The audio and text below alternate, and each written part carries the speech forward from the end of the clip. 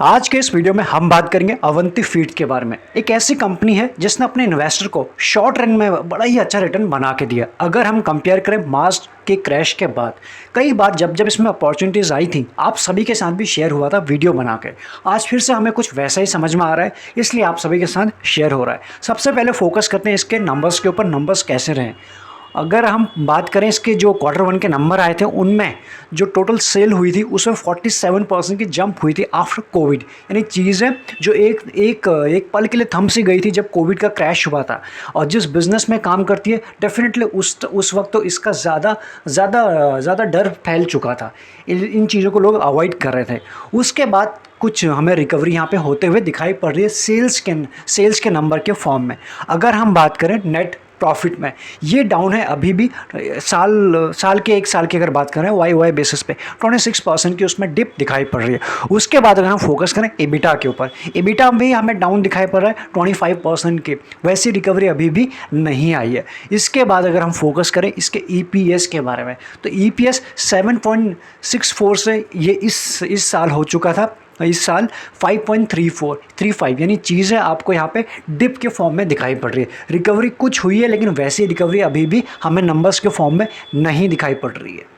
बाकी चीज़ों को समझने की कोशिश करें, 18 से लेकर 21 तक का डेटा आपके सामने कैसे रहे हैं। इस कंपनी के रेवेन्यू आपके सामने है, जो बड़े बड़े बार्स आपको दिखाई पड़ रहे हैं, ये इस कंपनी के रेवेन्यू हैं। और तो ये हमें क्या बता रहा है कि कंपनी का रेवेन्यू 18, 19, 20 या फिर 21 की बात करें, एक धीरे धीरे करके एक्सपोनेंशियली बढ़ते ही जा रहे थे, उसमें डिप नहीं थी। और वहीं अगर हम बात करें इसके प्रॉफिट में, जो छोटे छोटे बार हमें दिखाई पड़ रहे हैं, उसमें भी ग्रोथ थी। वहीं बात करें बीच में 2020 और 2021 में भी ये अप है, 0.36 अप है। लेकिन उस अभी भी लाल निशान में कंपनी ने नंबर्स नहीं दिखाए हैं।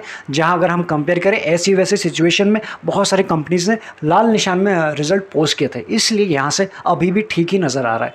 अगर हम बात करें इसके एग्जैक्टली सितंबर से लेकर जून के बीच में कैसा काम किया है, कैसी रिकवरी आई है, काम नहीं रिकवरी कैसा आई है, आपके सामने है। तो सितंबर में था 153 का ऑपरेटिंग प्रॉफिट, नेक्स्ट क्वार्टर हुआ 92 डिप, उसका 95 डिप, और अभी लास्ट क्वार्टर की बात करें, जो ये क्वार्टर ख़त्म हुआ है 92, यहाँ से हमें कुछ रिकवरी दिखाई पड़ रही है।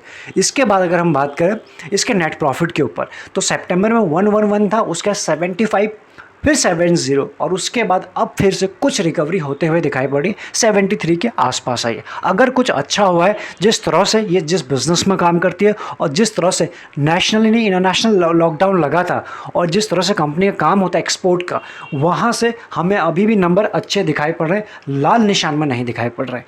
अगर हम बात करें ईपीएस के, ईपीएस अभी भी आप कह सकते हो 8 से लेकर 5 के बीच में, नेगेटिव में नहीं है।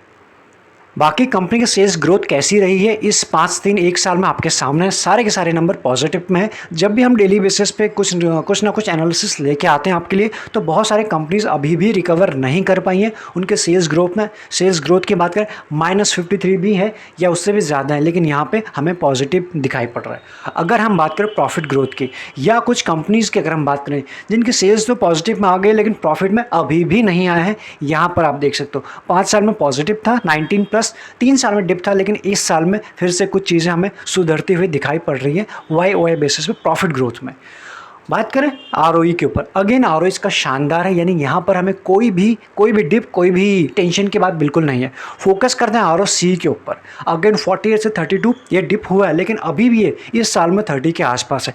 ऐसी वैसी कंपनियों से कई ज़्यादा ऊपर हमें दिखाई पड़ रहा है, जिसे आप अच्छा कह सकते हैं। नेक्स्ट अगर हम बात करें, डेट फ्री ऑलमोस्ट कंपनी है, यानी डेट फ्री है, इसलिए डेट फ्री होने का हमारे लिए एक्स्ट्रा एडवांटेज क्यों हो जाता है जब ऐसी सिचुएशन आती है जहाँ पर बिज़नेस बिल्कुल ठप है। ऐसे में कंपनी आपको कैसे सस्टेन कर पाती है, कैसे बिज़नेस कर पाती है अपने फंड के थ्रू।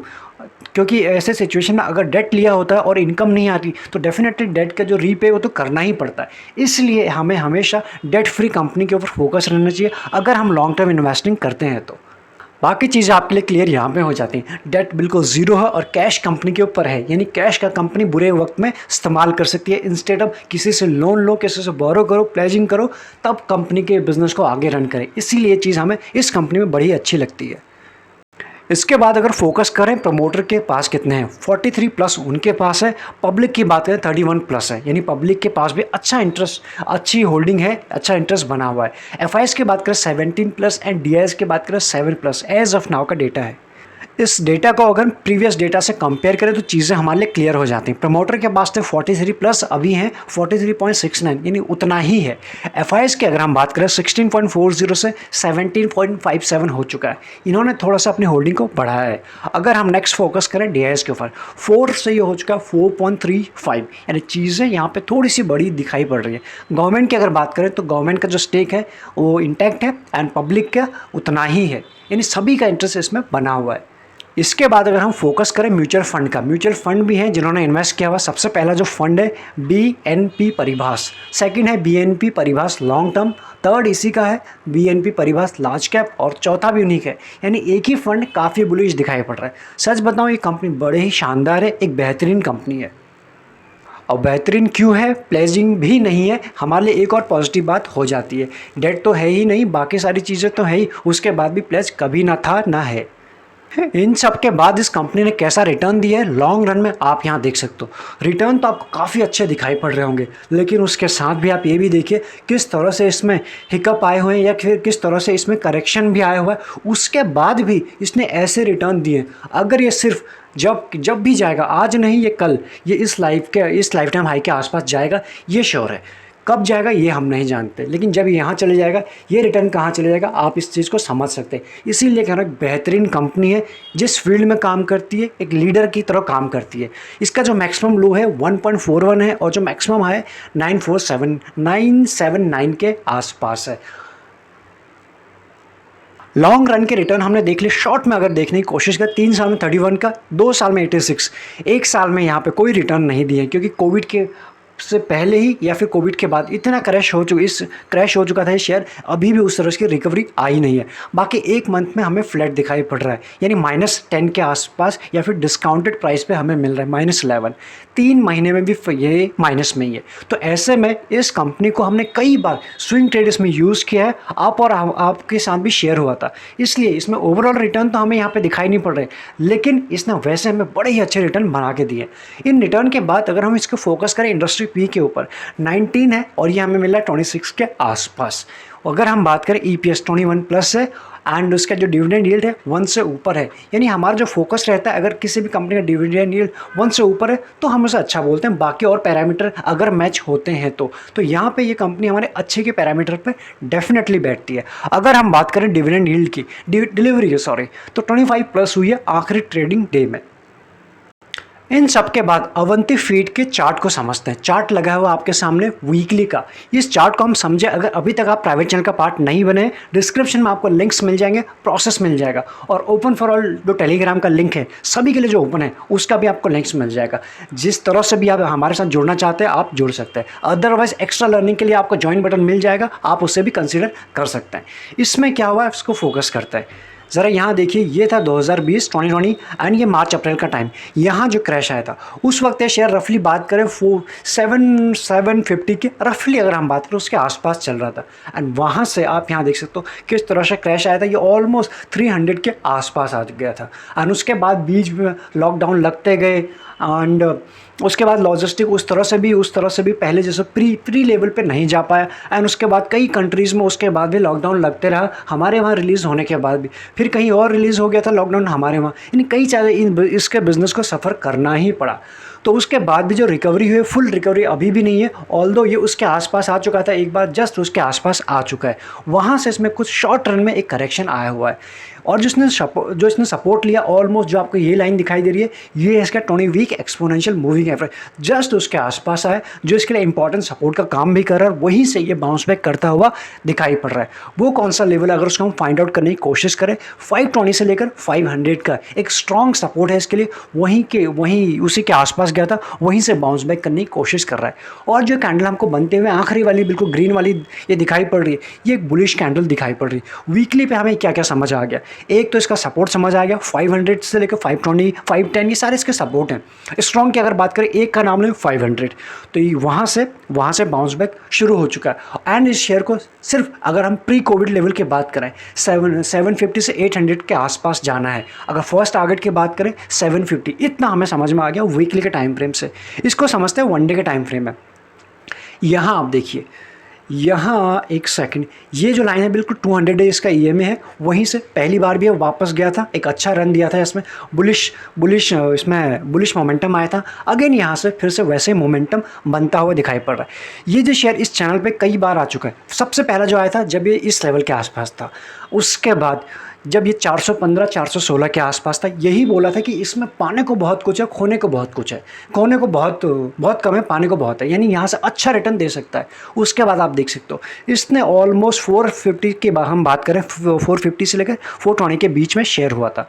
आप यहाँ देख सकते हो जिसने कहाँ हाई लगाया, ऑलमोस्ट 650 से भी ऊपर हाई लगाया। बड़ा ही अच्छा रिटर्न दे चुका है हमें कुछ ही महीने में, 1 2 3 4 5 इस महीने में तो कोई रिटर्न आया ही नहीं इसके आसपास, आप यहाँ समझ सकते हो। सो पहली बार यहाँ आया था, उसके बाद जब हमें दूसरी बार अपॉर्चुनिटी मिली यानी 550 के आसपास, यहाँ पर आप सभी के यहाँ शेयर हुआ था रफली इस लेवल के आसपास, कि यहाँ से फिर से एक अपॉर्चुनिटी हमें दिखाई पड़ रही है, अच्छा गेन दे सकता है। एंड इसके बाद फिर से थर्ड टाइम ये शेयर आप सभी के यहाँ शेयर हो रहा है इस लेवल के आसपास, जिस लेवल के आसपास है जहाँ से बाउंस बैक किया है 530 से, एक अच्छा इसका सपोर्ट है। एंड यहाँ पे जिनके पास है, जिन्होंने ले लिया, जस्ट राइट कीजिए इसकी जो इसमें जो अपमूव आने वाला है।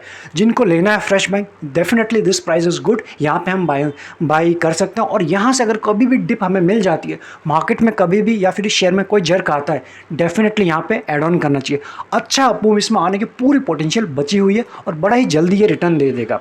टारगेट की अगर बात कर ले, सपोर्ट तो आप समझ गए कि इस लेवल के आसपास अगर मिल गया तो लेना, अदरवाइज इस लेवल के आसपास भी ले सकते हैं फ्रेश बाइंग के लिए, एंड एवरेजिंग भी कर सकते हैं।